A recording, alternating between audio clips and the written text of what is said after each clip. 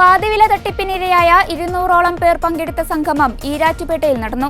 നിലവിലെ ക്രൈംബ്രാഞ്ച് അന്വേഷണം പ്രഹസനമെന്നാണ് തട്ടിപ്പിനിരയായവരുടെ പ്രതികരണം. കോട്ടയം, ഇടുക്കി ജില്ലകളിൽ നിന്നുള്ളവരെ ചേർത്ത് വോയിസ് ഫോർ ജസ്റ്റിസ് എന്ന പേരിൽ സംഘടന രൂപീകരിച്ചാണ് പണം നഷ്ടമായവരുടെ തുടർ നീക്കങ്ങൾ.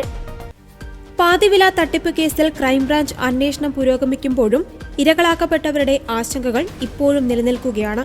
രാഷ്ട്രീയ പാർട്ടികളെയും നേതാക്കളെയും ഒഴിവാക്കിക്കൊണ്ടുള്ള അന്വേഷണം പ്രഹസനമാണെന്നാണ് ഇരകൾ പറയുന്നത്. കേസ് ക്രൈംബ്രാഞ്ചിന് കൈമാറിയെങ്കിലും പണം കൈപ്പറ്റിയ രാഷ്ട്രീയ നേതാക്കളെ ഒഴിവാക്കിയുള്ള അന്വേഷണത്തിനെതിരെയാണ് യോഗം പ്രതിഷേധിച്ചത്.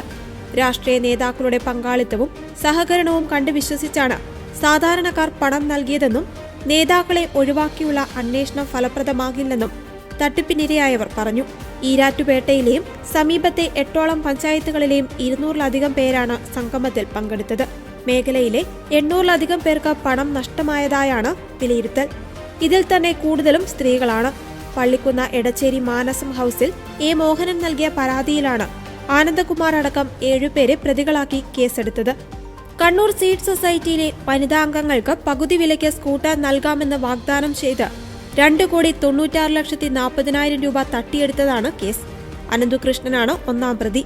Doctor Beena Sebastian, Sheeba Suresh, KP Suma, Indira, Congress നേതാവ് ലാലി വിൻസെന്റ് എന്നിവരാണ് മറ്റു പ്രതികൾ.